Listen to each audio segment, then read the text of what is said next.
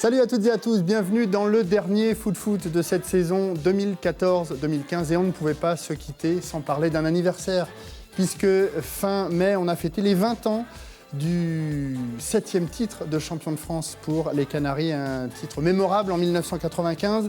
L'équipe réalisait même l'exploit de ne s'incliner qu'une seule fois en 38 journées et aujourd'hui, bien pendant plus d'une heure, on va donc revenir sur la naissance de cette génération extraordinaire et puis on s'attardera également longuement sur la saison 94-95 avec ses buts, ses matchs, ses records qui ont marqué l'histoire du football français et du FC Nantes tout simplement. Et pour se remémorer ces moments magiques, eh bien, on a reconstitué le duo d'attaque de l'époque avec à ma gauche Patrice Loco et à ma droite Nicolas Wedek.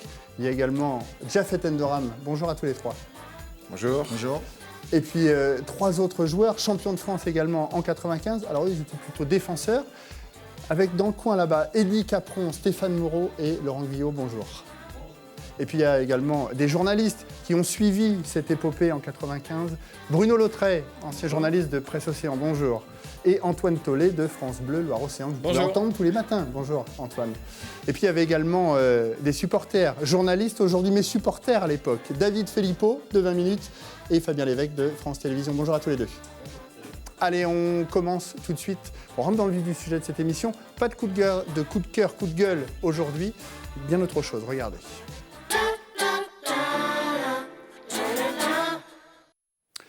Puisqu'on a demandé à nos invités bien de définir ce titre de 95 en un mot. Et on va commencer par vous, Patrice. Un mot pour définir 95. Moi, c'est joie. Jafet. Le goût de l'effort. Bruno.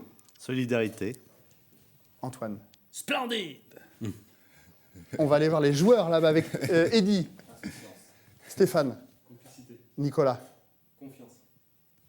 Laurent. Record. Avec le micro, c'est beaucoup mieux. On va le refaire. Nicolas. Avec le micro. Confiance. Pour Laurent. moi, record. Ouais. Stéphane. Complicité. Eddy. Insouciance. Et puis nos deux petits supporters derrière. Fabien. Tariche Maison. Éblouissant. Allez, avant de parler de cette saison 94-95 qui a amené ce 7e titre de champion de France au FC Nantes, il faut remonter quelques années auparavant pour aller à l'origine de ce groupe. Regardez d'ailleurs cet effectif de 1995. C'était 21 joueurs, 11 formés au club. On va demander, messieurs, comment vous vous êtes retrouvés au FC Nantes? Patrice, parce que vous n'êtes pas Nantais, comment vous vous êtes retrouvés à Nantes?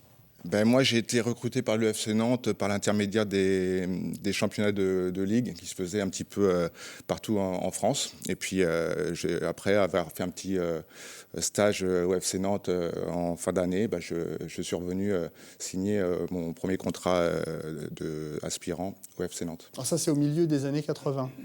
C'est Exactement, ça, hein. en 85, exactement. Jafet, vous arriviez du Tchad? Ouais, moi, je n'ai pas été formé au FC Nantes, contrairement aux 5 autres qui sont là. Moi, je n'ai pas été formé à Nantes. Je suis arrivé pour faire un test par le biais de Marcel Mao qui m'a fait venir et puis ça marchait. Donc, du coup, je suis resté. Eddy, alors, le Parisien Eddy qui a toujours voulu jouer à Nantes finalement, c'est ça, hein? Oui, effectivement, j'étais joueur du Red Star. J'ai eu la chance d'être recruté par un Nantes qui était mon club qui me faisait rêver. Donc voilà, j'ai eu cette chance. Monsieur Zaïta était venu à un match au Stade Ouvert à Saint-Ouen. Alors Monsieur Zaïta qui était à l'époque le recruteur des jeunes du centre de formation. C'est ça, oui. Donc voilà, j'ai eu cette chance d'être bon ce jour-là.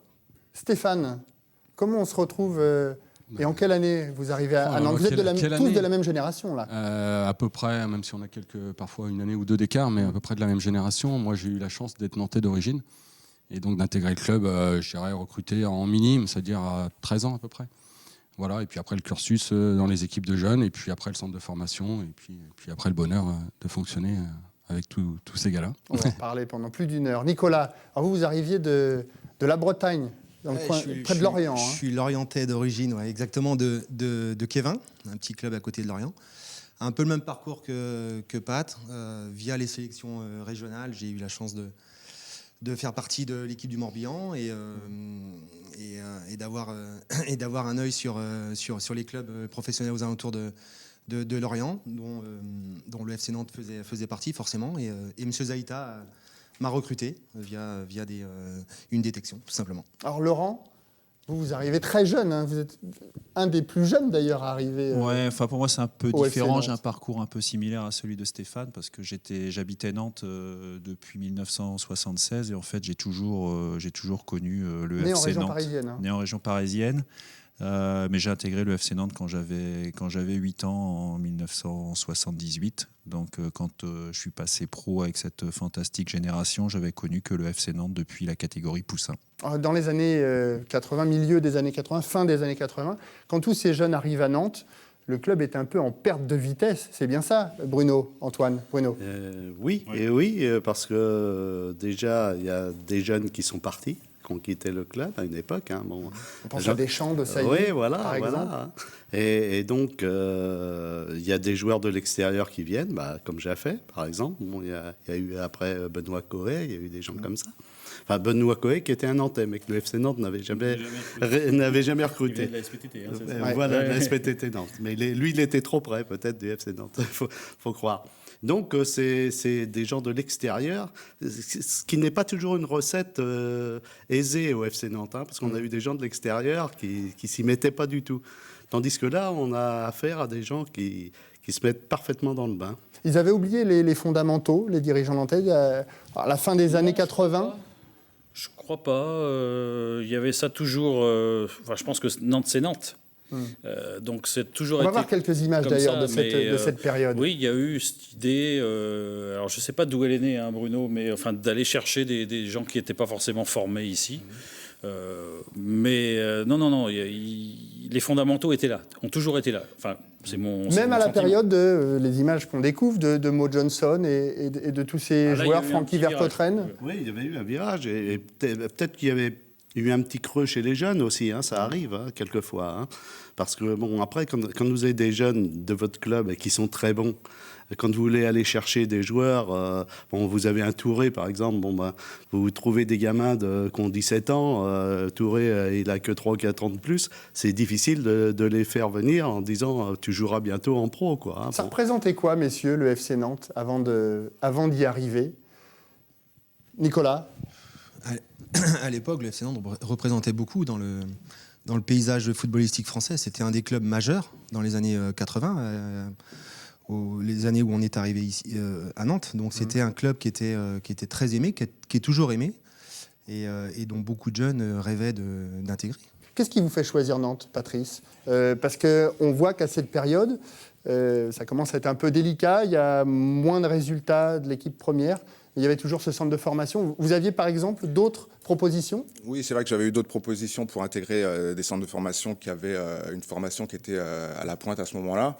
Je pense à Auxerre, je pense à Sochaux, Lens, c'était des clubs qui avaient une bonne formation, mais Nantes aussi faisait partie de ces clubs-là qui intégraient les joueurs jeunes qui pouvaient jouer dans l'équipe première. Tout à l'heure, on parlait un petit peu de ces moments-là, et il y avait Marcel Desailly, Deschamps qui ont joué rapidement en pro, et donc nous, on est la génération qui est venue après et qui avait envie de réussir. Donc moi, je suis venu à Nantes parce que la formation était au top. Et je pense que Nantes, à ce moment-là, avait plus facilement des facilités à faire venir des joueurs à Nantes dans le centre de formation, mais surtout faire venir les meilleurs joueurs français de l'époque, parce que Nantes a attiré vraiment des très bons joueurs. Alors on parlait des difficultés. Le summum des difficultés, c'est cette saison 91-92 où Nantes est tout proche du dépôt de bilan. Écoutez justement Jean-Claude Suodo, qui n'a pas pu être là malheureusement aujourd'hui avec nous, évoquer cette période. On était mal. Là, j'ai un souvenir où on part en stage, il n'y a plus de président. On part en stage, on n'arrive même plus à payer notre Vitel, les bouteilles Vitel, donc on s'en va en stage à Font-Romeu, comme d'habitude, et puis il y a plein de gars qui s'interrogent quand même. Est-ce qu'on y va parce que est-ce que ça vaut le coup ou est-ce qu'on va se retrouver demain? Alors justement, vous faites partie de cette génération. On se pose des questions, malgré tout. Stéphane Moreau, vous faites partie de ce groupe qui part à Font-Romeu. On ne peut pas se payer les bouteilles d'eau, ou c'est compliqué, il n'y a plus de président au club. On se pose forcément des questions quand on est joueur. En fait, pas tant que ça par rapport à ce qui me concerne, parce qu'on est jeune, on est un peu insouciant, et puis on est tellement dans cette envie de découverte par rapport au groupe pro que quelque part... bon, ça fonce, quoi. Et on a des yeux grands ouverts pour participer voilà, à ce stage. Et moi, je ne l'ai pas vécu avec cette crainte-là. Je pense que si j'avais eu 5, 6, 8, 10 ans de plus, peut-être, ouais, j'aurais été dans le doute. Là, j'étais les yeux grands ouverts et j'avais grand plaisir à aller m'entraîner et à participer à ce stage. Donc, sur l'instant, non, très peu. Déjà fait. Oui, effectivement, moi je faisais partie déjà de l'équipe professionnelle depuis 2 ans. Et cette période-là, effectivement, on se posait la question quand on est parti en stage. Mais bien avant ça, il est arrivé pendant 3 mois, on n'a pas été payé, les professionnels. Et à l'époque, il y avait des gars comme Paul Le Guen qui faisait partie des cadres, qui nous a défendus, qui est allé au niveau de la Ligue pour nous défendre, pour qu'on puisse avoir notre salaire.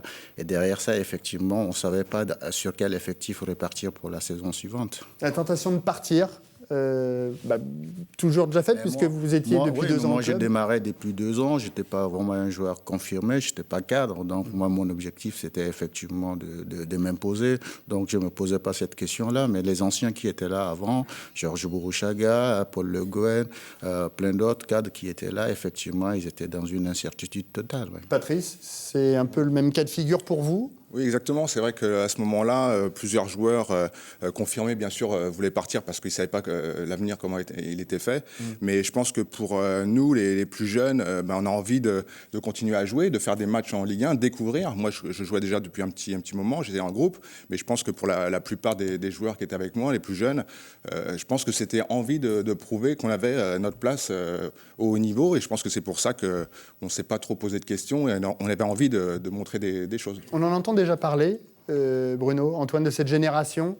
Alors vous évoluez à l'époque en division 3 pour les plus jeunes. Vous arrivez en division 1 pour les plus âgés. Bruno ? Moi, je suivais beaucoup les jeunes. Ça m'intéressait toujours de les voir en cadet ou en junior et tout. Donc, j'étais pas inquiet par rapport à ça. Bon, mais ce qui m'inquiétait quand même, c'était le reste de l'équipe, quoi. Enfin, les gens susceptibles de les encadrer, quoi. Et bon, j'ai été vite rassuré parce que même si quelqu'un comme Jaffé, qui était un peu plus vieux qu'eux, n'avait pas une énorme expérience, bon, il avait beaucoup de talent et puis une envie aussi de réussir. Donc, tout de suite, j'ai quand même été relativement rassuré. Alors le club repart finalement pour la saison 92-93 avec des jeunes et puis quelques joueurs expérimentés. On pense également à Zoran Vulic qui arrive cette même saison, le défenseur croate. Dans quel état d'esprit vous entamez, Nicolas ou Eddy ? Tiens, Eddy, dans quel état d'esprit on entame cette saison 92-93 ? On sent qu'il y a un certain poids sur les épaules où on remet tout entre vos mains, quoi, grosso modo. Oui, bien sûr, mais nous, comme je disais tout à l'heure, on était insouciants, on est un peu comme disait Stéphane aussi. On prenait les choses comme moi personnellement, je prenais les choses comme elles venaient. C'était vraiment une offrande qu'on nous faisait pour pouvoir jouer et représenter le club. On a joué vraiment notre va-tout et sans se poser de questions. On a travaillé comme il fallait. On avait des très bons entraîneurs, donc c'était encore plus facile. C'est quoi l'état d'esprit chez les observateurs, Antoine ? Ce que vient de dire Stéphane et Eddy, est assez révélateur, c'est qu'ils avaient envie. Et puis ils se connaissaient depuis un petit bout de temps aussi. Ouais. Mais c'est vrai que Bruno suivait beaucoup les jeunes aussi à l'époque et il était confiant. On était un peu moins confiant quand on suivait que l'équipe 1, ce qui était mon cas, parce qu'on voyait bien qu'il y avait un truc qui se passait qui était pas très clair. Jaffet l'a dit, des salaires pas payés. Alors même si tu te dis que les cadets derrière, ils sont bons, ils sont pas loin d'arriver, il y a quand même un trou. Et je pense que là, il y a eu un moment où on était... Il y a eu un peu de doute. On était sûr parce que on était tellement fiers du FC Nantes qu'on savait que ça allait passer. Mais en même temps, il y avait quand même un petit peu d'interrogation. C'était le cas des supporters aussi, Fabien Lévesque, David Filippo. Quand on va en tribune à l'époque. Moi, je suis allé un peu plus après, mais oui, moi je suivais ça de ma Vendée natale. Effectivement, on se demande un petit peu ce qui se passe au club, on lit des choses, on entend des choses. Donc, est-ce que c'est vrai, par exemple, que Jean-Claude Thiaudot n'avait pas forcément confiance en vous à cette époque-là? Laurent Guyot. En fait, moi je me souviens très bien, parce que je sais j'ai des partenaires qui en ont parlé depuis grâce à cet anniversaire. La Coupe de la Ligue, à l'époque, c'était en fin de saison. Et la saison donc, qui a précédé tous nos débuts ensemble, en 92-93, on avait fait un match, je ne sais plus où, et on s'était retrouvés dans le vestiaire. Donc, le coach, il était de bonne humeur. Donc, on s'est dit, on va peut-être pouvoir lui poser des questions aujourd'hui. Et je lui avais posé la question. Je lui avais dit, qu'est-ce qu'on fera l'année prochaine? Parce qu'il y a des problèmes qui se dessinent. Et il avait été clair. Il nous avait dit, si on peut recruter, on recrute. Si on ne peut pas recruter, on partira avec vous. Voilà. Alors, il n'avait pas forcément confiance en vos capacités à réussir au plus haut niveau. Pour avoir rediscuté en plus depuis avec Reynald Nouex notamment, ils avaient conscience que la génération était bonne. Par contre, la grosse inquiétude et la grosse question qui se posait, c'est est-ce que c'est pas trop tôt? Et nous, finalement, et à travers ce que disent mes partenaires là, c'est vrai que quelque part, on a été complètement insouciants. Je sais pas, Eddy, je me souviens d'une anecdote avec Eddy.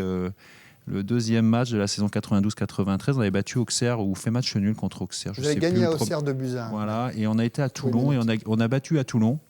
On a battu Toulon, pardon. Et puis je me souviens, on s'était retrouvés au fond du bus, comme ça m'avait marqué. Et on s'était regardé, on s'était dit, putain, on est vraiment une bande de branleurs. Voilà. Mais ça a marché, la bande de branleurs, parce que regardez ces statistiques, vous terminez 5e cette année-là, en vérité 4e, parce que Marseille est rétrogradé, Marseille qui termine champion, mais on sait avec le match acheté face à Valenciennes. Vous terminez donc 4e, Nicolas Wedek, 13 buts, 7e meilleur buteur, et Jafet Ednoram, 10 buts. C'est vraiment cette saison, 92-93, qui vous a mis sur de bons rails, Nicolas. C'est la saison où on s'est vous a fait découvrir en tous les cas le plus haut niveau. Retrouvés ensemble. Notre génération, les saisons précédentes, il y avait toujours d'autres joueurs pas forcément formés à Nantes. Donc là, c'était vraiment l'éclosion de notre génération, celle qui a abouti au titre de 95. Je reviens juste un petit peu avant sur la question de confiance. Ça a été mon mot de cette journée. Personnellement, je sentais une grande confiance de la part de chacun d'entre nous dans le rôle qu'on pouvait apporter au club dans ce redressement. C'est le sentiment que j'avais à cette époque-là, en tout cas. Ça, c'était travaillé sur plusieurs années auparavant. C'est ça qui vous donnait confiance? Je passe le micro à mon capitaine. Laurent. Non, je pense qu'il faut prendre conscience aussi que, comme disait Stéphane, on est de la même génération, mais il y a des écarts d'âge. Par exemple, Patrice et Jafet, quand ça a commencé, ils avaient déjà une quarantaine ou 45 matchs, ce qui n'était pas le cas forcément au plus haut niveau. Au plus haut niveau, ce qui n'était pas forcément complètement le cas encore de Nico, qu'on avait moins, ou de moi, ou Stéphane, ou Eddy, par exemple. Mais c'est vrai que je prends mon cas, parce que je me souviens de ça aussi. J'avais 22 ans à l'époque, mais ça faisait quand même 3 ans et demi que j'alternais entre pro, remplaçant et plus de matchs en 3e division à l'époque. Donc, quelque part, au fond de nous, c'était enfin on peut y aller, quoi. Et ça a été aussi notre force, c'est que quelque part, on a accumulé dans les saisons précédentes cette envie de montrer qu'on était capable de faire. Et puis ce qui a marché aussi, c'est l'amalgame entre ces jeunes et les plus anciens de ce groupe, Jafet. Au-delà de l'insouciance qu'ils avaient aussi des grosses qualités. Des grosses qualités. Et ils étaient ambitieux. Déjà, la plupart s'entraînaient déjà avec le groupe professionnel. Et effectivement, quand ils étaient avec le groupe professionnel, ils voyaient pas autant de différence entre eux et les joueurs confirmés du groupe. Donc, à partir de ce moment-là, ils ont estimé aussi qu'ils avaient de valeur et qu'ils étaient ambitieux. Et ils tapaient toujours à la porte. Et donc, ce malheureux occasion qui, pour le club, mais ça a été bénéfique pour eux. Et effectivement, quand ils se sont retrouvés tous, le même groupe, se sont retrouvés en équipe première, ils ont fait qu'exprimer leur talent. Antoine, on a l'impression qu'il y a quelque chose qui est en train de se passer sur cette saison 92-93. Il y a un truc, oui. Il y a un truc.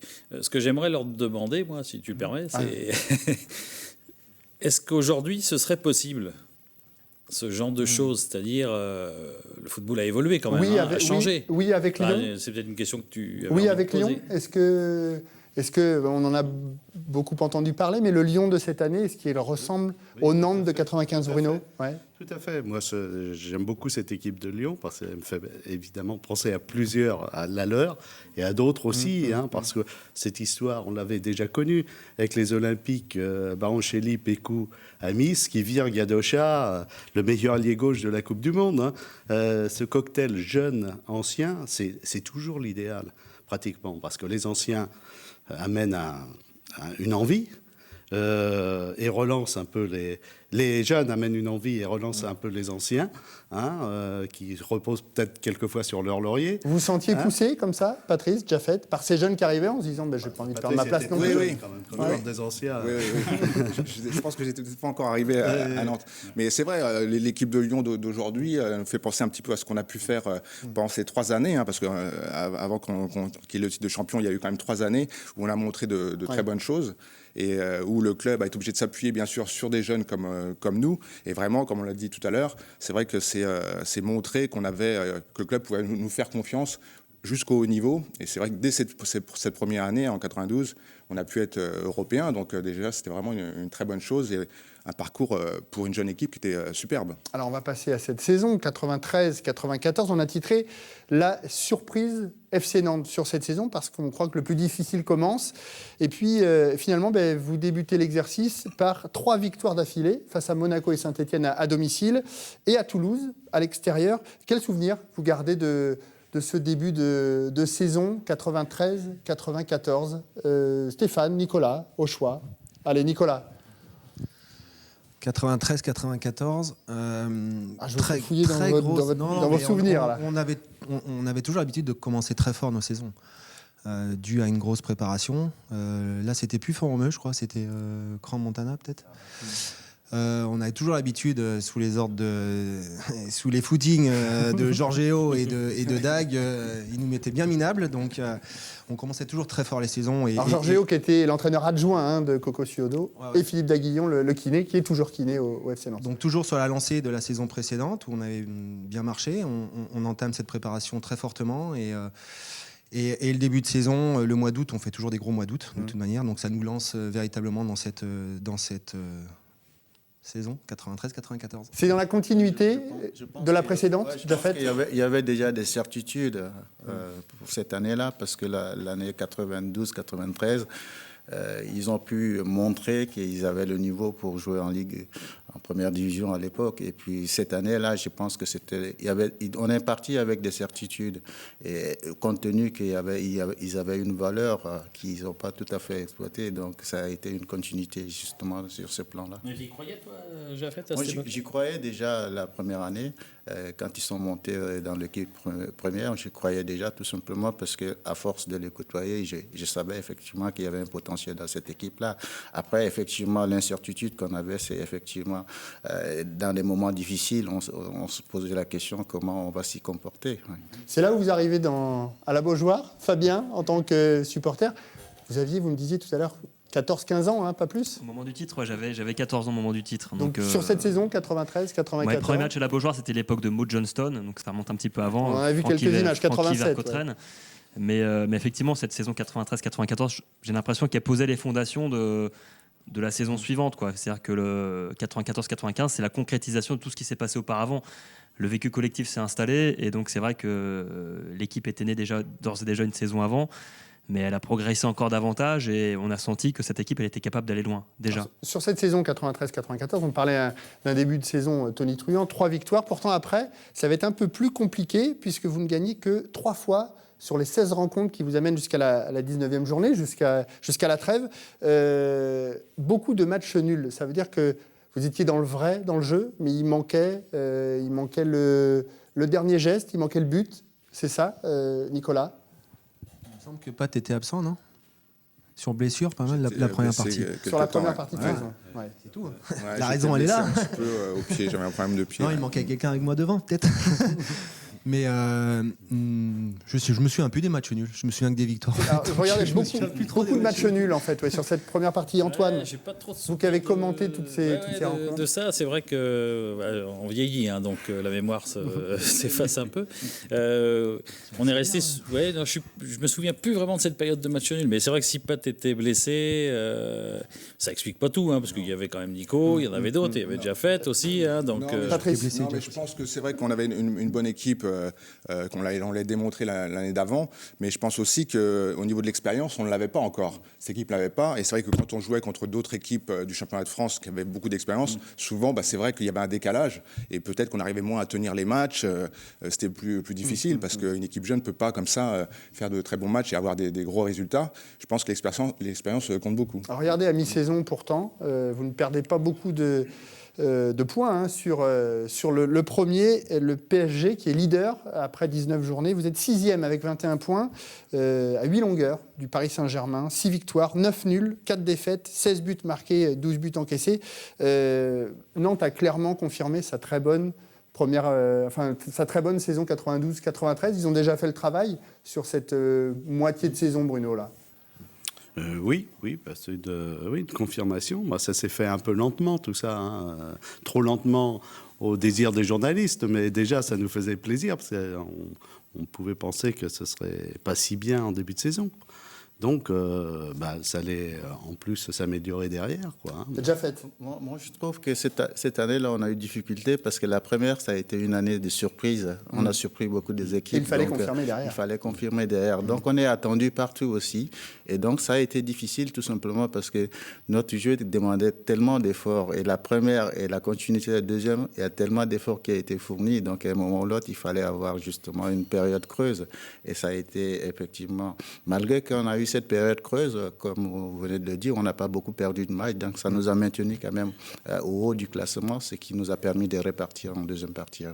Antoine. En fait, il dit ça nous a demandé tellement d'efforts. Alors, c'est quoi les efforts qu'on vous demandait à l'époque? Notre jeu était basé effectivement sur les jeux de course, de compensation. Donc, comme on n'avait pas beaucoup de joueurs d'expérience, beaucoup de joueurs confirmés, donc il fallait faire beaucoup d'efforts pour effectivement pouvoir s'exprimer. Quand je dis l'effort, c'est physique. Physique, bien évidemment. Donc, malgré qu'on avait une valeur athlétique dans l'équipe, il fallait quand même et donc, à un moment ou l'autre, au bout d'une année et demie, forcément qu'il y a des périodes creuses, et ça a été cette période-là. Ouais. Et puis un nouveau souffle lors de la deuxième partie de saison. Regardez ces chiffres, vous êtes 4e avec 24 points sur les 19 derniers matchs de cette saison 93-94, 11 victoires, 2 nuls seulement et 6 défaites, 31 buts marqués, 20 buts encaissés. On l'a dit, la différence sur cette première partie de saison et la deuxième, c'est le retour aussi de Patrice Loco, c'est ça? Est-ce que vous marquez également sur cette deuxième partie de saison? Non, mais tout à l'heure, je parlais d'expérience. L'équipe a pu se maintenir à flot et puis faire de bonnes choses sur le terrain. Je pense qu'aidé aussi par le public, qui commençait à aimer cette équipe. Et puis, chaque joueur de notre groupe a pris beaucoup de plaisir à jouer tous ces matchs-là. Et puis, la confiance est là. Donc, 2 années de suite, comme ça, avec des résultats intéressants, je crois que c'était vraiment bien pour vraiment une jeune équipe. Et puis, un des faits marquants, justement, de cette deuxième partie de saison, c'est cette victoire face au Paris Saint-Germain. Regardez ces images, futur champion quand même, et vous gagnez 3-0. C'est là qu'il y a vraiment le déclic qui se produit, parce qu'à l'époque, le Paris Saint-Germain ne perd pas. Patrice. Oui, c'est vrai qu'on a toujours envie de faire de bons matchs contre le Paris Saint-Germain, qui est toujours leader. Et là, on démontre devant nos supporters et devant la France entière qu'on est capable de réaliser un beau match et de mettre 3 buts à cette équipe du Paris Saint-Germain. De revoir ces images, Laurent, ça fait quoi de gagner contre le Paris Saint-Germain, où jouait quand même Weah, Ginola, la grosse équipe du Paris Saint-Germain? Déjà, ça nous faisait plaisir parce que c'était une revanche de la finale de Coupe de France qu'on avait perdu 3-0 l'année précédente. Ouais. Puis on commence à prendre conscience que... c'est le match déclic, en fait. On est capable de rivaliser avec ce type d'équipe. Mais comme l'a bien expliqué Jaffé tout à l'heure... La première année, c'était vraiment la surprise. La deuxième année, tout le monde nous attendait et tout le monde disait attention, faut vraiment faire attention à cette équipe, elle est dangereuse. Donc, et surtout à la Beaujoire, puisqu'à partir de janvier 94, vous ne perdez plus. Vous gagnez même tous vos matchs à la Beaujoire. Il était devenu impossible pour les équipes adverses de jouer au stade de la Beaujoire sur cette deuxième partie de saison. Je crois que là, oui, dans les esprits, c'était impossible. Juste une petite remarque, j'ai eu les images là et je vois Reynald Pedros qui arrive à prendre le dessus physiquement. Sur Paul Le Guen. C'est Paul Le Guen. Ouais. C'est un truc de fou quand même, parce que Reynald, il est enflé comme une crevette. Le fait tomber, même. Et oui, il le fait tomber. Bon, après, oui, pour revenir à ce qu'on disait, oui, je pense que psychologiquement, après, venir à Nantes, c'est un truc de fou. Enfin, moi, je ne suis pas joueur, hein, je fais que regarder et commenter, mais je pense que les équipes qui devaient arriver là, elles devaient l'avoir comme ça, quoi, parce que les joueurs sont mieux placés pour le dire. On va en parler d'un. Moi, je viens sur un autre aspect. Je crois que le public était vraiment content de revoir un style à la C'est là nantaise. que la mayonnaise un style commence à à la prendre, nantaise, voilà.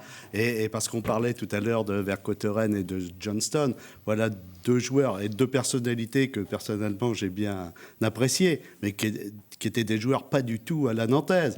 Francky Vercauteren, il avait un petit gabarit qui aurait pu être à la nantaise, sauf qu'il jouait très long. International belge. Hein, Oui, Francky il jouait Vercauteren. très long. Très long. Il jouait très long. Et Mo Johnston, c'était un Britannique, un avançant. Un Écossais, ouais. Ouais, un avançant de Britannique avec tout ce que ça représente, quoi. Alors on le disait, vous preniez du plaisir sur le terrain entre vous. Est-ce qu'à commenter également, Antoine, on prend plus de plaisir que d'autres matchs quand on commente Nantes? S'emmerder, c'est pas possible. Non, c'est un truc de fou. Moi, je peux pas revivre un truc comme ça. Donc, je suis admiratif de ce qu'ils ont fait. Je les aime beaucoup parce que j'ai connu des années difficiles. Hein. Malgré tout le respect que je lui dois, j'ai connu les années Blažević, par exemple, hein, où là, on s'est quand même... C'était l'entraîneur qui avait remplacé Jean-Claude Thiaudot avant de se faire remplacer par Jean-Claude Thiaudot une nouvelle fois. Et c'était terrible. Hein. Enfin, Bruno s'en souvient aussi. Voilà, et là, on a pris un pied phénoménal, quoi, je veux dire. Ça devait changer des Nantes-Metz avec 4000 spectateurs à la Beaujoire un dimanche après-midi. C'était un tout, quoi, parce que les gars, ils sont sympas, on communiquait dans le vestiaire, on communiquait même en dehors du vestiaire, enfin, je veux dire, ce qui malheureusement n'existe plus aujourd'hui, mais on a pris vraiment un plaisir, on a essayé de le faire partager, hein, que ce soit Bruno, moi et puis mes confrères de l'époque. Il y avait vraiment des vraies relations entre journalistes et... Puis ça passait, quoi, enfin, ça passait joueurs. comme le ballon sur le terrain. David, Fabien, vous étiez où? On entend des confrères qui nous disent Jean-Yves Keinec de Presse Océan regrette de ne pas pouvoir avoir ce contact finalement avec les joueurs de maintenant. Il regrette ça, comme beaucoup d'autres. À l'époque, vous êtes dans votre chambre, derrière le poste de radio, à écouter Antoine Tollet? Moi, c'est plus la saison, on va y venir, la saison 94-95.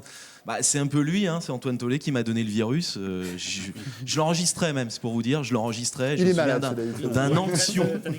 J'ai encore les cassettes, je crois que j'ai encore les cassettes. Un Ancion 4-0, tu dois t'en souvenir. T'en as pas emmené une, David et je passais mes samedis soirs entiers à l'écouter et je le réécoutais dans la semaine. Et c'est lui qui m'a donné envie de faire de la radio. D'ailleurs, maintenant, j'en fais un peu pour RMC. Voilà. Fabien? Moi aussi, Antoine, j'ai grandi un petit peu avec lui, hein, parce qu'à l'époque, il faisait gagner des places pour aller à la Beaujoire à la mi-temps. Et du coup, moi, j'appelais quasiment toutes les semaines. Et à la fin, je me rappelle, au standard, on me disait mais non, t'as déjà gagné la semaine dernière, c'est pas possible. On va faire gagner quelqu'un d'autre.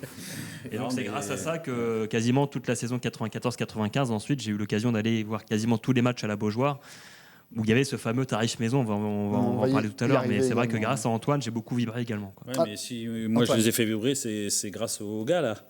Parce que nous, on est là, on observe et on retrace le truc. Vous aviez conscience, messieurs, justement, qu'il y avait quelque chose qui se mettait vraiment en marche, et pas forcément que dans le monde du football, plus globalement, à Nantes, et puis en France aussi, Patrice? Oui, je pense qu'on avait conscience qu'on faisait de belles choses sur le terrain. Et comme moi, je l'ai dit tout à l'heure, on avait vraiment une joie de jouer dans tous ces matchs qu'on a pu faire, mais aussi à l'entraînement. Je répète toujours que c'était vraiment un groupe. Il n'y avait pas que les 11 titulaires qui jouaient, il y avait aussi les remplaçants qui étaient là quand il y avait des joueurs qui étaient blessés ou suspendus. Et ça, c'est vrai, c'était, je pense, la force pendant ces 2 années, avant la 3e. C'était vraiment un groupe qui était solidaire et que chaque joueur savait comment remplacer l'autre et qu'il n'y a pas de soucis de ce côté-là, quoi. Alors regardez ce que ça donne à l'issue de cette saison 93-94. Nantes 5e comme la saison précédente, avec 45 points, 17 victoires, 11 nuls, 10 défaites. Une demi-finale de Coupe de France perdue face à Auxerre 1-0. Un 32e de finale perdu également face à Valence en Coupe de l'UEFA. Et Nicolas Wedek, déjà meilleur buteur avec 20 buts. Vous terminez à 1 point du podium et à 14 longueurs du champion Paris. Qu'est-ce qui manque encore à Nantes pour arriver au plus haut niveau? Stéphane? On a parlé d'expérience. Je pense que c'était en train de se mettre en place et que devenir, comme on l'a été après, champion de France, obligatoirement, ça demande un vécu encore plus fort. On ne devient pas champion de France comme ça du jour au lendemain. Donc ce groupe avait... Moi, j'ai parlé de complicité, donc ce groupe avait de la complicité. Après, il avait besoin aussi de se mettre au niveau pour devenir champion. C'est quand même, on va en parler sur la saison après. C'est quand même un exploit. Donc ça se construit, ça se fait pas au hasard. Et puis on a parlé des jeunes, mais il y avait aussi tous les gens qui encadraient. Il y avait Jeff, il y avait Serge aussi qui était autour de nous, David qui était un peu plus expérimenté. Et je pense qu'il y avait vraiment une bonne complémentarité entre ces gens-là qui étaient vraiment disponibles pour apporter aux jeunes et les jeunes qui étaient là avec leur fougue et je dirais leur complicité, parce qu'on ne l'a pas trop évoqué. Mais tout ce qui s'est passé là date de plusieurs années avant. Ouais. Et tout ce travail qu'on a fait avant, et on peut parler de Reynald, qui a été notre formateur à l'époque. Reynald Denouex. Hein. Ouais, moi je suis dans le milieu maintenant, donc je vois ce que ça représente aussi. Mais je pense que ces années-là, ces 4-5 années qu'on a passées à s'entraîner ensemble, à côté du groupe pro en dessous, c'est ce qui a donné cette mayonnaise que tout le monde a appréciée après à la Beaujoire. Alors on en vient justement à cette saison 94-95 et ce 7e titre de champion de France pour le FC Nantes. Regardez les chiffres. Ça laisse baba. Hein. 7e titre de champion de France, 79 points, 10 points d'avance sur le second, l'Olympique Lyonnais, 21 victoires, 16 nuls, une seule défaite, on va y venir tout à l'heure. Meilleure attaque avec 71 buts, meilleure défense, 34 buts seulement d'encaissés. Le meilleur buteur, Patrice Loco, à ma gauche, 22 buts. Et le 3e meilleur buteur, c'est Alain Caviglia qui est venu entre vous deux, hein, qui jouait au Havre à l'époque. Vous marquez, Nicolas, 18 buts. Meilleur entraîneur, Jean-Claude Suaudeau. Regardez à quoi ressemblait cette équipe, justement, concoctée par Jean-Claude Suaudeau, par Georges-Géo. On va la découvrir dans un instant, avec des gardiens, 3 gardiens, puisque au départ c'était David Marot, puis derrière Dominique Casagrande, qui se blesse face au Paris Saint-Germain. Derrière, c'est Éric Lussoirme. Alors, on va revenir dans un instant sur tout ce qui a fait ce titre. Mais avant, j'ai envie de vous demander, vous avez mis du temps à réaliser ce que vous aviez réalisé justement sur cette saison 94-95, Patrice. Je pense que c'est sûr qu'à la fin de cette année-là, quand on a le titre en poche, c'est vrai qu'on réalise pourquoi. Parce que les gens qui nous ont supportés toute l'année ont montré ou ont démontré un peu partout que le football nantais avait sa place au niveau du championnat. Et vraiment, tous les supporters qui ont pu nous voir jouer, que ce soit à la Beaujoire ou aussi dans les autres clubs, ont vu qu'on avait vraiment fait un très bon football cette année-là. Donc vraiment, c'était pour nous une satisfaction d'avoir fait vibrer avec beaucoup de joie par rapport à ces gens-là. Ça a été long à réaliser tout ça, Laurent ? Oui, parce qu'il y a les 2 années précédentes en pro, il y a tout ce qui s'est passé au centre avant, mais même après coup, une fois que ça a été passé, moi personnellement, j'ai deux moments clés qui m'ont fait me remémorer le record, parce que c'est 32 matchs sans défaite. Avec cette équipe-là, on va la voir. Hein. Continuez. C'est le nombre de fois où on a pu m'en parler depuis, et on m'en parle encore plus quand ça fait 20 ans. Et je me souviens d'une interview de Thierry Henry, qui était déjà international A, et qui disait moi, le foot de mon adolescence, c'est le Nantes de 95. Et ça m'avait marqué parce que il était déjà il était déjà titré champion du monde, il était déjà dans les grands clubs, et sa référence à lui, c'était Nantes de 94-95. Rétrospectivement, Nicolas, qu'est-ce qui a permis à cette équipe nantaise, c'est ce que disait Stéphane tout à l'heure, tout le travail des années auparavant pour aboutir à ça?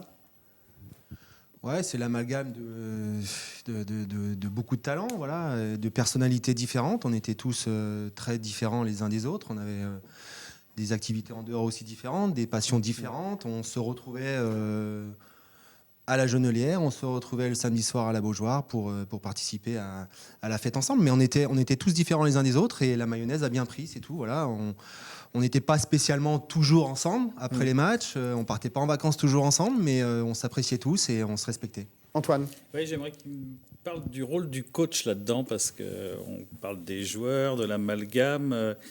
On est tous d'accord qu'a priori, Coco Sodo... grande équipe, grand coach. Hein. Ouais, je pense. Mais avec des joueurs à personnalité pas, parce aussi. Que là, je les entends pas parler du coach. Alors, les gars, qu'est-ce que vous en pensez ? On nous pose des questions que sur nous pour l'instant. Alors moi, je te pose la question. Qu'est-ce que tu penses de Jean-Claude Sodo ? Tout à l'heure, Steph a parlé de Reynald Denouex, qui était notre premier entraîneur au centre de formation. Donc avec lui, on a déjà beaucoup appris. Et après, Coco a pris le relais, même s'il venait régulièrement sur les terrains de la Jeune nous voir les après-midi quand il n'entraînait pas les pros, regarder un petit peu ce qu'on pouvait faire. Et c'est sûr qu'après, quand Coco a repris le groupe, il nous a montré la marche à suivre, c'est-à-dire pouvoir réaliser des choses qu'on faisait à l'entraînement, qu'il nous apprenait, et les faire ensuite sur le terrain. Pas facile comme entraîneur, Jaffet.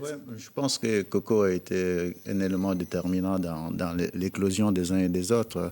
Comme le disait tout à l'heure Nico, on n'était pas tous des amis, on n'allait pas tous en vacances ensemble. Par contre, Coco a su effectivement nous instaurer ou nous faire prendre conscience des uns et des autres qu'on avait des qualités différentes, mais associés, ça pouvait devenir quelque chose d'intéressant. Donc, Coco nous a inculpé ça, pas forcément par des paroles, mais à travers sa façon d'animer les entraînements, par cette diversité des ateliers. Et donc, du coup, on s'est rendu compte qu'on avait la même pensée du football des uns et des autres.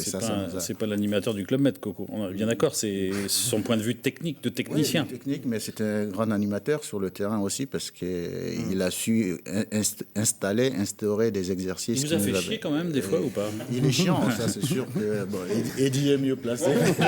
Alors Eddy, on va donner le micro à Eddy. Pourquoi moi? Excuse-moi Eddy. Eddy est mieux placé. Coco, c'est moi. Eddy, votre relation avec Jean-Claude Ciodo, mais c'est parce qu'il vous aimait beaucoup qu'il... C'est 20 ans maintenant. C'était tendu, très tendu. Hein.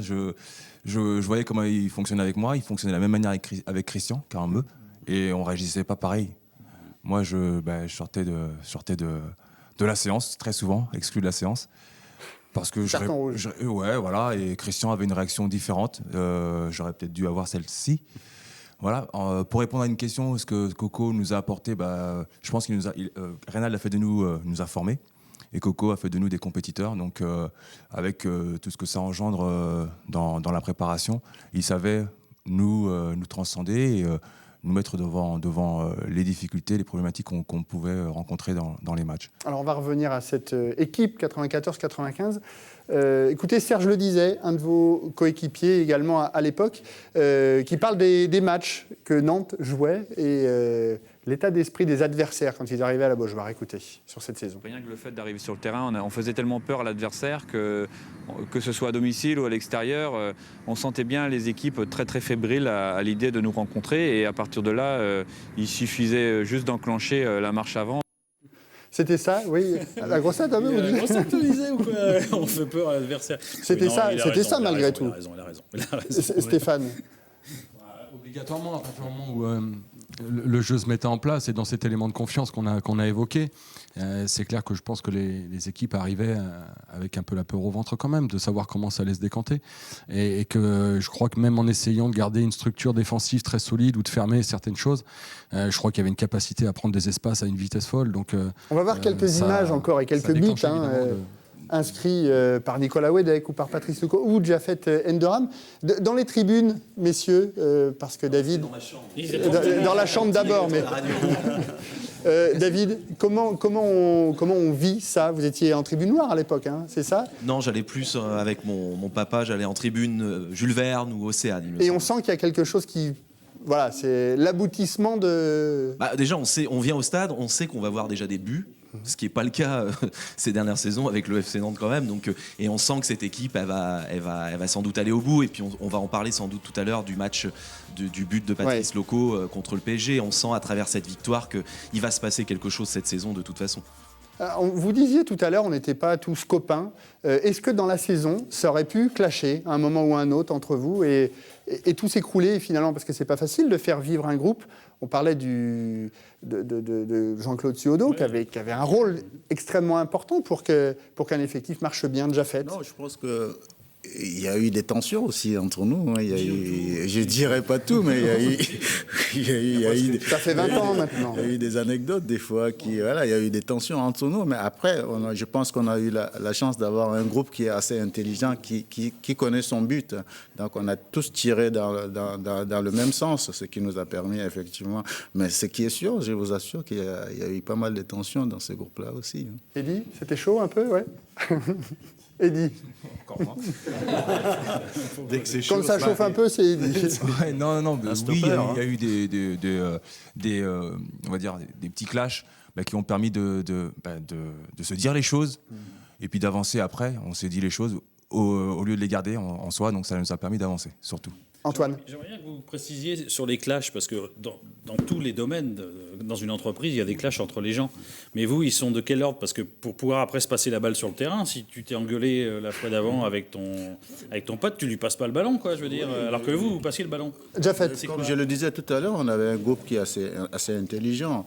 Il y a une anecdote avec Nico, et on est allé jouer à Monaco avec Nico et Pedros, par exemple. À la mi-temps, ils sont rentrés dedans tout simplement parce que Pedros estimait qu'il était mieux placé pour avoir à la passe de Nico pour marquer un but. Nico il n'a pas fait exprès, bien évidemment, mais après, derrière, ils se sont expliqués à la mi-temps, à la fin du match, ils se sont expliqués, et puis ça s'est arrêté là. Et ça n'a pas empêché le lendemain que Nico ou Pedros se donnent des passes. Donc, voilà. C'est la marque des grands attaquants et des grands bonhommes aussi, comme ça, d'être un peu égoïste. Laurent. Juste pour dire que Nico, devant le but, il n'avait pas beaucoup de copains. Ça, c'est certain, mais il en parlera bien mieux que moi. Nicolas. Non, mais je confirme. Non, mais j'étais attaquant, donc forcément, j'étais celui avec Patrice qui finissait les actions. Et par moment, il y avait des tensions. Ça pouvait. Reynal avait tellement le soin de nous mettre dans les meilleures conditions que quand on n'était pas là où il voulait la mettre, il n'était pas content. Mais nous, des fois, on faisait d'autres appels et on lui disait mets-la plus vite. Donc de temps en temps, c'est vrai qu'il y avait quelques tensions, mais c'était vite. On se connaissait tellement que voilà, c'est fini, on s'expliquait. Et puis comme toi, dans ton boulot de journaliste. Hein. Ah non, moi jamais, ça se passe toujours très bien. Stéphane, quand on n'est pas toujours sur le terrain, ce qui était un peu votre cas, vous avez joué 5 matchs sur cette saison, me semble-t-il. Comment on vit aussi sur le banc? On prend autant de plaisir que ses coéquipiers parce que ça joue super bien. Non, autant, j'irai pas jusqu'à autant parce que le plaisir, il est de participer et d'être dedans, c'est normal. Après, le plaisir, je crois qu'il était surtout dans le vécu qu'on avait. Et moi, c'était les séances d'entraînement, parce que c'était du bonheur au quotidien. C'est pour ça que je pense que c'est ce qui était la force aussi de cette équipe pour ses résultats. Et cette capacité à fonctionner ensemble, elle transpirait au quotidien. Alors évidemment, des accroches, c'est la vie d'un groupe. Sur 1 année, 2 années, 3 années, il doit y en avoir. Il y avait des gens avec du caractère, de la personnalité, donc ça fait partie du lot. Mais je pense qu'il y avait un fil conducteur commun qui existait, qui était le jeu. Et qu'à partir de là, quoi qu'il arrivait, une fois qu'ils étaient en place sur le terrain, ce jeu existait et sortait de toute contrainte qu'on pouvait rencontrer en dehors. Déjà fait. Oui, justement, je voulais ajouter par rapport à des gars comme Steph qui n'ont pas beaucoup joué, mais ils participaient activement par rapport à l'intensité. Et quand ils étaient à l'entraînement, ils jouaient le jeu, malgré qu'ils savaient peut-être à la fin de la semaine, ils n'allaient pas être titulaires, mais ils jouaient le jeu jusqu'au bout parce que les entraînements étaient déjà très intenses, ce qui nous a permis effectivement de garder notre niveau jusqu'à la fin de la saison. Alors une saison 94-95 qui commence plutôt bien, là aussi avec 4 victoires lors des 5 premiers matchs, donc qui commence bien ces saisons, vous le disiez tout à l'heure Nicolas, et notamment cette 5e journée, le 19 août 1994, ça vous dit quelque chose, Patrice, ce 19 août 94? Oui, on en parle souvent. On va le découvrir, le PSG est champion de France en titre, et la suite, c'est ça, regardez.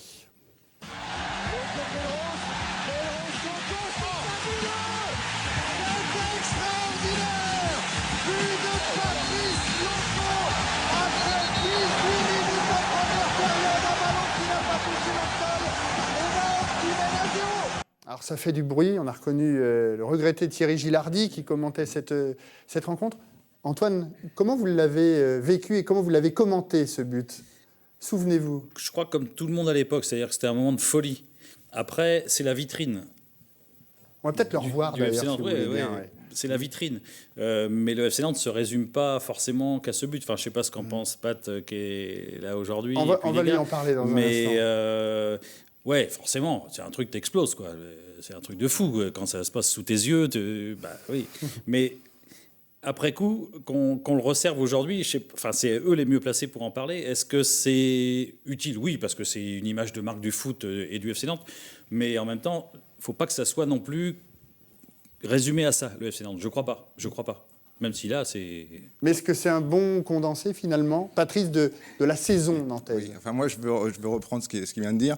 Moi, au contraire, je trouve que ce but-là, ça résumait vraiment la façon de jouer à ce moment-là dans toute l'année. C'est-à-dire explosivité, rapidité, début. Et je pense que c'est vraiment ça, pour moi, qui résumait le groupe qu'on était, le jeu à la nantaise comme on l'entendait, avec un collectif, comme je dis, une rapidité. Et je crois que ça, c'était important. Alors, les gens s'en rappellent parce que effectivement, c'est un beau but collectif, mais aussi, c'était la culture nantaise dans cette période-là. Ce que je veux dire, c'est que ça peut, aujourd'hui, tu vois, c'est un jeu, créer un blocage par rapport Antoine et après Bruno. Antoine. à ceux qui, aujourd'hui, ne voient plus que ça. Ils se disent, putain, il faut qu'on me fasse comme ils ont fait à l'époque. Tu vois, ça peut créer une sorte un peu de blocage. Moi, ce but, je l'ai adoré, comme tout le monde, mais c'est vrai qu'aujourd'hui... Vous avez pu le marquer, vous, en fait? Non, je crois pas.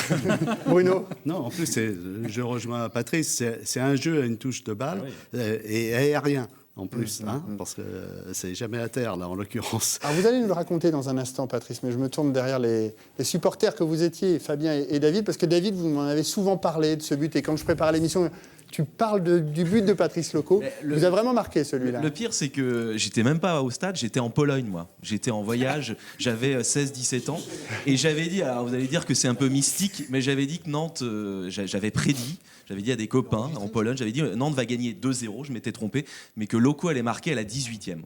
C'est vraiment, et c'est le cas, il a marqué à la 18e minute. Donc je m'en souviens, je pense que comme tous les grands événements, je pense qu'il y a beaucoup de supporters qui se souviennent où ils étaient quand Patrice Loco a marqué ce but. Fabien, vous étiez à Lourdes, vous, c'est ça?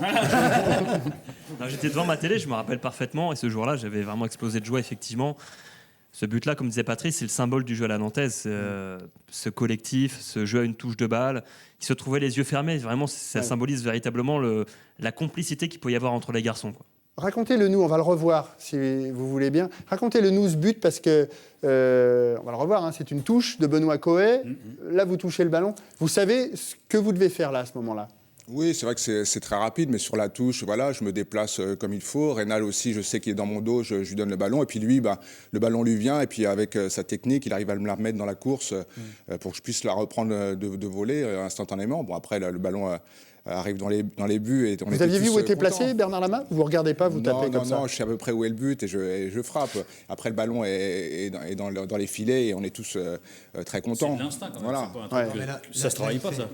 Nicolas. Il fait son modeste là, mais le plus dur dans l'action, c'est la reprise. Oui. Parce que la position. C'est un attaquant qui parle. Non, mais le plus dur, forcément, c'est qu'il s'est trouvé les yeux fermés avec Granal, mais le geste final est hyper compliqué à faire. Soit il la met en touche, ou soit il la met au-dessus des tribunes. Il l'a bien mis au fond du but, mais c'est vraiment le geste final qu'il faut retenir là-dessus. En un mot, une petite parenthèse, vous avez joué au Paris Saint-Germain. Après, il vous en a voulu, Bernard Lama. Vous aviez de bons rapports avec lui? Oui, on en a souvent voulu parce qu'on l'a chambré de temps en temps. Ouais. Mais en tout cas, voilà, c'était vraiment un but qui était important déjà pour notre équipe parce qu'on gagnait le match. Et puis souvent, les gens me disent comment tu as réagi après le but et tout ça. Je ne me suis pas vraiment rendu compte. J'ai marqué, j'étais content, tout le monde était content. On reprend le jeu, on joue pour la gagne. C'est seulement à la fin du match, quand les gens m'en ont parlé et que j'ai pu le revoir en image. C'était ça aussi, oui, le FC Nantes. Rendu compte, mais c'est vrai que ça va tellement vite que sur le moment, je me suis pas rendu compte. 20 ans après, on vous en parle encore. On vous arrête dans la rue en disant ce but-là de 94, on vous le remémore 20 ans après encore? Ah oui, régulièrement. C'est vrai que quand on me voit avec le maillot du FC Nantes, et bien entendu, on me parle de ce but-là. Parce que voilà, ça a marqué les esprits, mais je pense qu'il n'y a pas que le but, il y a aussi la façon de jouer qu'on pouvait faire avec tous mes coéquipiers à cette période-là. Alors cette saison 94-95, c'est aussi le fameux tarif maison. Je crois que c'est Patrick Dessau, reporter pour l'équipe, en retraite désormais, mais qui avait inventé cette expression. Il est en retraite, il me semble. Regardez, 5 fois 3-0 à la Beaujoire, mais aussi des 3-1, des 3-2. C'était devenu le jeu quand on rentrait sur le terrain, messieurs, les défenseurs. Laurent, devenu le jeu de se dire allez, on va en mettre 3. Non, mais on en revient à la crainte que ça déclenchait chez les adversaires. Et je disais à Nico tout à l'heure en aparté, pour en avoir reparlé avec certains après, Certains arrivaient à la Beaujoire en se disant bon, de toute manière, on sait qu'on va perdre, on va essayer de ne pas en prendre 3, moins c'est bien, et plus ce serait bien aussi parce que ça peut arriver. Et j'ai même une anecdote qui m'a été rapportée après par Élie Baup. Un jour, on joue Saint-Étienne avec Laurent Blanc dans l'équipe, et Élie, il a commencé à s'énerver parce qu'à la mi-temps, je crois qu'il y avait 3-0 pour nous, et Laurent Blanc l'a regardé à ce moment-là, donc il était déjà international en France, et Laurent Blanc lui a dit Élie, t'énerve pas, laisse tomber, il n'y a rien à faire. C'était ça, Nicolas, aussi l'envie de... On l'a vu, hein, vous avez terminé 3e meilleur buteur cette saison-là, mais de faire mal, de faire peur, de faire mal à l'adversaire. De jouer notre jeu. On jouait notre jeu sans vraiment se soucier de l'adversaire, que ce soit Paris, Metz. J'ai pas le sentiment qu'on était focalisé sur une équipe particulière. Quand on jouait à la Beaujoire, on était vraiment confiant. On savait qu'on allait avoir des occasions, et quand on en avait, généralement, on marquait des buts. Donc souvent, on se regardait avec Pat dans le couloir avant d'entrer sur le terrain. Combien t'en mets Ouais, c'était un peu ça, oui, sans être arrogant, mais c'était un peu ça. On était confiants. On savait que derrière, ça tenait la baraque. Au milieu, voilà, les créateurs, ils étaient là. Et, je sais pas, Jeff, tu confirmes peut-être, mais bon, on était très confiants à la Beaujoire, c'est vrai. Ouais. Il y avait une grosse confiance sur la ligne d'attaque. Et effectivement, à chaque fois qu'on rentrait du terrain, c'était pour marquer, au fait. Et on marque le premier, généralement, les équipes ont tendance à gérer, mais nous, on est toujours dans l'insouciance d'aller toujours marquer. Donc, on en marque une deuxième, on cherche à toujours marquer un troisième. Mais tout ça demande effectivement tellement d'efforts aussi, des uns et des autres, parce qu'on parle de notre jeu d'attaque, mais on avait un bloc défensif très, très homogène, très, très solide, ce qui nous a permis effectivement, à chaque fois, soit on récupère le ballon, à chaque fois qu'on récupère le ballon, ça se projette. Ça jouait en groupe. Ouais, c'était une seule et même équipe. Fabien. Ce qui m'a interpellé, c'était être le samedi soir à la Beaujoire pour participer à la fête. Je pense que jamais dans une carrière, on a ressenti autant de plaisir peut-être de jouer dans une formation comme celle-ci. C'était vraiment la notion de plaisir qui existait. On était contents d'être ensemble. On restait pas beaucoup à la maison parce qu'on jouait tous les 3 jours. Donc fallait vraiment avoir ce plaisir de se retrouver ensemble. Il y a beaucoup d'équipes qui explosent au fur et à mesure que la saison continue. Mais bon, nous, on était vraiment contents d'être ensemble et de jouer. Parce que c'était bien aussi, Nantes, il y avait le tarif maison 3-0, mais il y a eu aussi des 3-3 contre Bordeaux, contre Monaco. Antoine, on ne s'est jamais embêté cette saison-là à la Beaujoire, même si Nantes ne gagnait pas. Il y a un truc intéressant que disait Jaffet, c'est que en fait, la question c'est, en fait, vous rentriez sur le terrain pour gagner. Pour gagner, oui.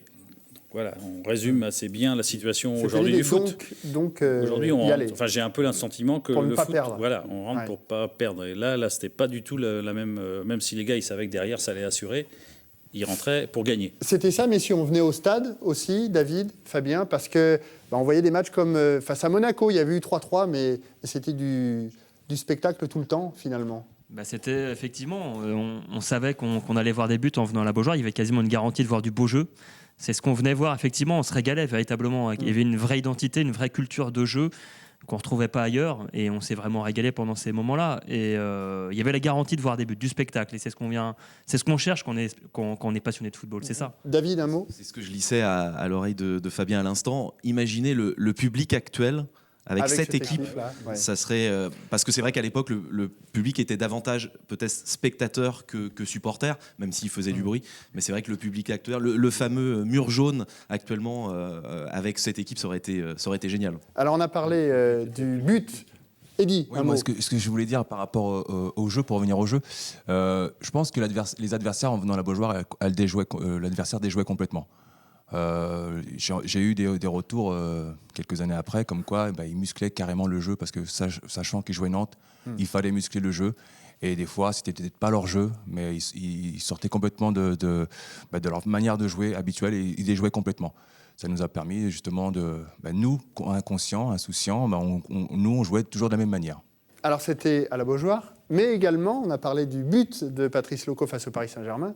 Que dire de ce 11 janvier 1995 ? Regardez ces images et la victoire de Nantes face au champion en titre, quand même. Le Paris Saint-Germain 3-0. Est-ce que c'est votre match le plus abouti ? Jaffet, vous marquez 2 fois sur cette sur cette rencontre au Parc des Princes face au grand Paris Saint-Germain. Là, c'était le passage de relais. Je ne sais pas le match le plus abouti, je ne sais pas, mais ça a été le match du chaos parce qu'effectivement, ils nous talonnaient et qu'on est allé au parc leur mettre 3 buts. Je pense que ça les a coupé les pattes et je pense qu'on a fait notre bout de chemin tout seul après. Quel souvenir vous gardez de cette soirée, Patrice? On revoit votre premier but et puis derrière, c'est déjà fait tranquillement, qui va lober Bernard Lama aussi. Oui, c'est vrai qu'à la fin du match, on gagne 3-0 contre le Paris Saint-Germain.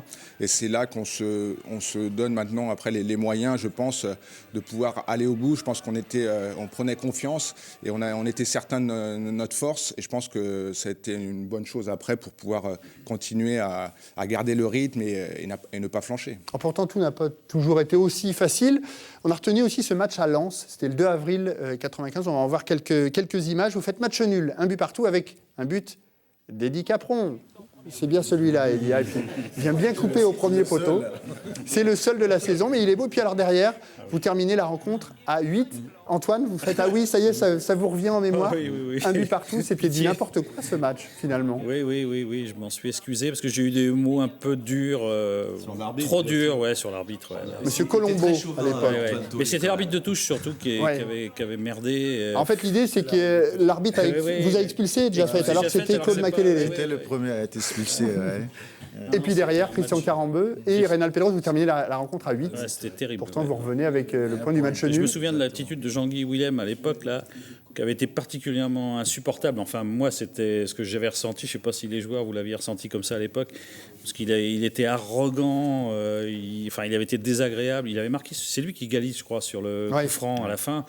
Sikora qui est Sikora, on me le dit dans l'oreillette. Très bien, bon spécialiste. Mais c'est vrai que ce match-là, oui, c'est un vrai cauchemar. Hein. Surtout que 2 matchs plus tard, alors vous gagnez contre Sochaux, et puis 2 matchs plus tard, vous allez à Strasbourg. Et là, on va découvrir un but de Franck Leboeuf et un but d'Alexander Mostovoy. Et c'est votre première et seule défaite de la saison, 2-0. Ça reste un gros regret. Vous auriez aimé terminer clean sheet sur toute la saison, Patrice, sans perdre du tout? Oui, c'est vrai qu'on avait en tête ce petit challenge d'essayer de pas perdre. Et là, je pense que ce match-là, je pense qu'on a déjoué. Et je pense que même s'il y a eu quelques petites erreurs d'arbitrage où on était pas trop content à la fin du match, je pense que ce match-là, était comme ça. Même Coco l'avait dit que la défaite était méritée. Je sais que Coco, lui, il disait toujours le plus dur, c'est de jouer simple. Je pense qu'à ce match-là, on n'a peut-être pas joué aussi simple qu'on le faisait d'habitude. 32 matchs sans défaite, 32 matchs consécutifs sans défaite en championnat. Est-ce que ce record sera battu un jour, Nicolas, d'après vous? Pas évident comme question, ça. Parce que c'est un réel exploit, ça.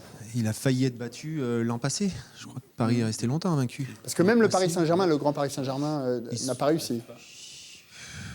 J'espère pas qu'il sera battu. Il sera battu un jour, certainement, par Paris, oui, parce que là, on est parti pour 10 ans d'hégémonie parisienne. Ils vont arriver, forcément, ils veulent battre tous les records. Mais il sera quand même difficile à battre. Parce qu'il faut aller gagner des matchs à l'extérieur. Il faut aller gagner à des moments clés de la saison, contre des équipes l'hiver. Il ne sera pas facile, mais égalé peut-être, battu, je ne sais pas. Alors, 4 journées plus tard, 36e journée, vous décrochez le point du match nul à Bastia. On va en voir quelques images également. D'ailleurs, j'ai une question à vous poser, Laurent Guyot. C'était vous le capitaine ce soir-là? Oui, parce qu'on vous voit dans le vestiaire avec le brassard de capitaine. Oui, c'était moi parce que j'étais... 2 buts partout face à Bastia. Coco avait désigné 2-3 joueurs pour être capitaine sur la saison et Jean-Michel Ferry, qui était d'habitude le capitaine, était suspendu, je crois, ce match-là. Donc c'est moi qui avait récupéré le brassard ce match-là. Et c'est un très très grand souvenir pour moi parce que être capitaine sur ce match du titre. En plus, Bastien, on a tous un souvenir assez particulier de ce match-là. Oui. Et je voudrais préciser aussi une chose très importante, c'est que Antoine Tollet est encore là aujourd'hui parce que j'ai jamais vu quelqu'un d'aussi malade dans l'avion du retour. Tout le monde était heureux, ça criait, ça chantait, on buvait un peu, mais Antoine Tollet était très très malade. Je suis revenu avec les gars là, en avion, mais je pense que c'est la pression que les supporters corses ont mis sur la tribune de presse de l'époque, et je pense que sur le terrain c'était pas mal. Tu te souviens souviens de la dynamite, Laurent Guyot. C'était particulier. C'était très particulier, oui. Alors, toute une ville attendait ça, bien évidemment, et vous attendait à l'aéroport. Alors vous n'avez pas dû faire long feu, j'imagine. Si, après, ça allait mieux. Si, ça allait mieux. Bruno, c'est toute une ville qui attendait ça depuis longtemps. Il n'y avait pas eu de titre depuis 82-83 à Nantes. Oui, alors qu'on avait vécu toute une période où il y avait un titre à peu près tous les 4 ans, quoi, hein, en gros. Alors on va même voir Jean-Marc Ayrault, qui était venu avec sa femme en pleine nuit accueillir Coco Ciodo. Le futur Premier ministre, on ne savait pas à l'époque. Vous attendiez un tel accueil, Jafet? Moi, j'étais venu les accueillir parce que je n'étais pas venu à Bastia avec eux, donc j'étais à l'aéroport. Mais ça a été quand même soft dans l'ensemble, donc par rapport à ce qui se fait aujourd'hui, ça a été soft. Mais c'est... Je ne sais pas si tu as raison, parce que à l'époque, Antoine n'est pas d'accord. Je me souviens d'un bouchon pour venir à l'aéroport en pleine nuit. Les voitures, c'était un bouchon, tu vois, il y avait des voitures partout. J'ai jamais connu autant de monde à l'aéroport, sauf pour l'arrivée de Gadocha à une époque. C'est plus vieux. Alors on vient dans les années 70. C'était plus heureux. C'était plus heureux. C'était plus heureux. Alors la vraie fête, elle a eu lieu une semaine plus tard à Cannes. L'avant-dernière journée, parce qu'il en restait une à Lyon où vous allez faire match nul lors de la dernière journée. On va en voir également des images. C'est les moments les plus sympas. Ça, vous gagnez contre Cannes 2-1. Jafet, vous êtes buteur ou... Ouais, c'est ça. Ce sont les moments les plus heureux. Jafet, Patrice.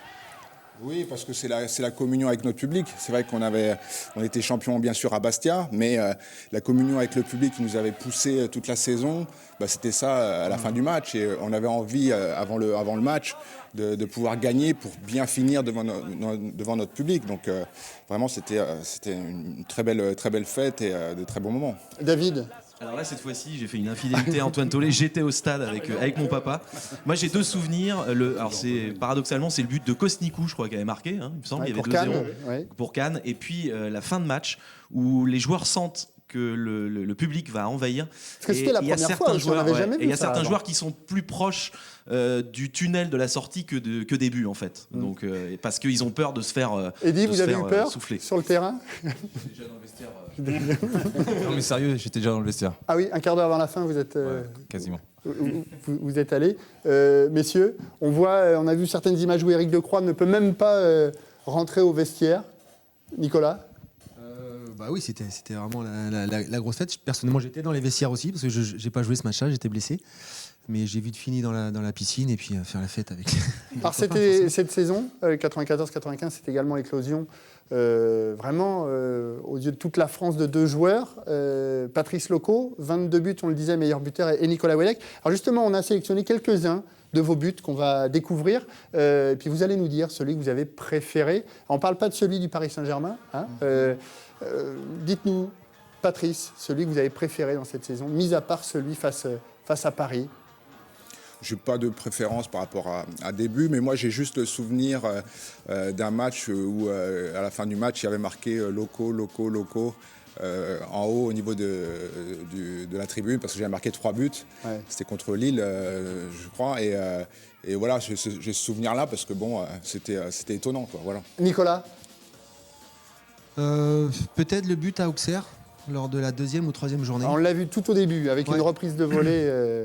Ouais, parce qu'Auxerre, c'était un peu la bête noire de Nantes à cette époque-là. On disait que quand on passait le test auxerrois, on pouvait prétendre à quelque chose. Donc la victoire 2-1 à Auxerre et le but de volée que je marque me plaît bien. Alors j'avais également envie de revoir ceci. Regardez, c'était en 94-95.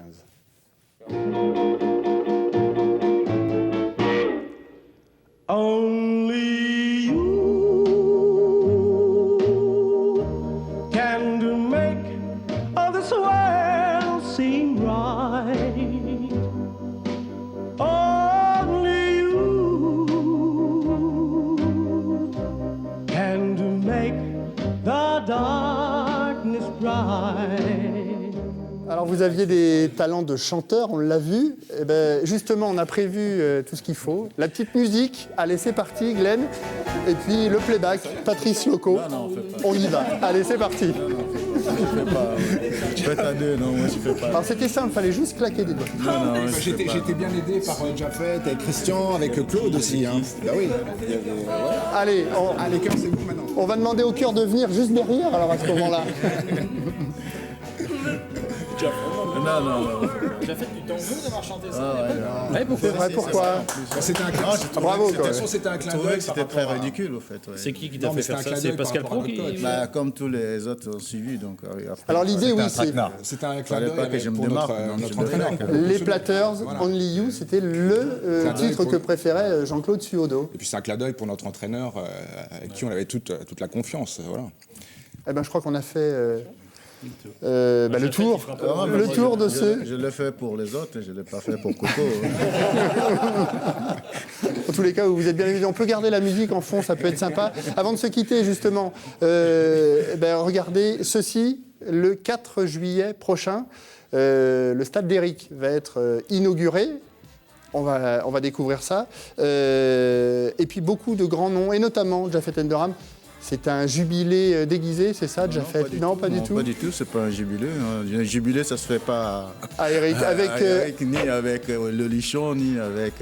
avec Mickaël Landreau, notamment. C'était une occasion pour réunir les amis par rapport à une association que j'ai créée avec les amis. Donc voilà. Rendez-vous le 4 juillet à Eric. Merci à tous d'avoir répondu favorablement à notre invitation. Et encore... bravo, merci à Eric, Annabelle, Anna, Cécile, Jean et JB. On se retrouve maintenant au mois d'août, le 20 août prochain pour le prochain Foot Foot. Bonnes vacances à tous, bon été, salut.